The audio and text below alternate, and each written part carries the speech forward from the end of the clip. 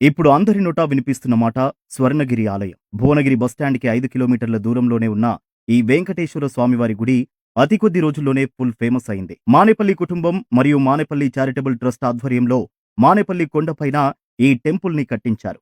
యాదాద్రి తిరుమల పేరుతో ఈ ఆలయాన్ని రూపొందించారు.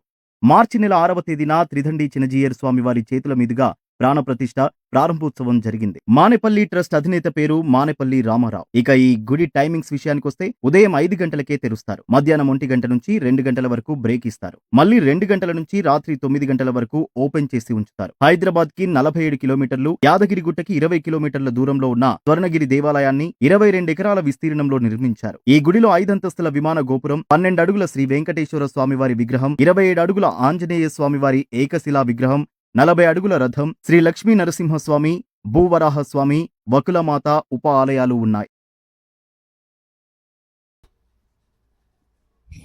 అందరికీ నమస్కారం అండి. కస్టమర్లకి హెచ్ఎండిఏ ఫుల్లీ డెవలప్డ్ ప్రాజెక్ట్ తీసుకొచ్చాను. ఈ ప్రాజెక్టు స్వర్ణగిరి టెంపుల్కి దగ్గరలో ఉందండి.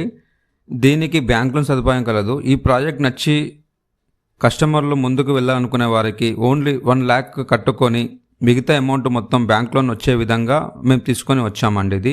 దీని చుట్టుప్రక్కల అండి మార్కెట్లో గజానికి 20 నుండి 25,000 రూపాయల వరకు ఉంది అండి. మేము 15,000 గజం చొప్పున ఇస్తున్నాము. మీకు నచ్చితే ఇంకా తగ్గించడానికి కూడా మేము ప్రయత్నం చేస్తామండి.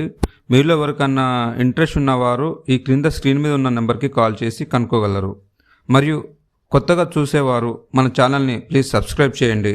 మరో కొత్త వీడియోతో మీ ముందుకు వస్తాను. మీ సతీష్. Thank you.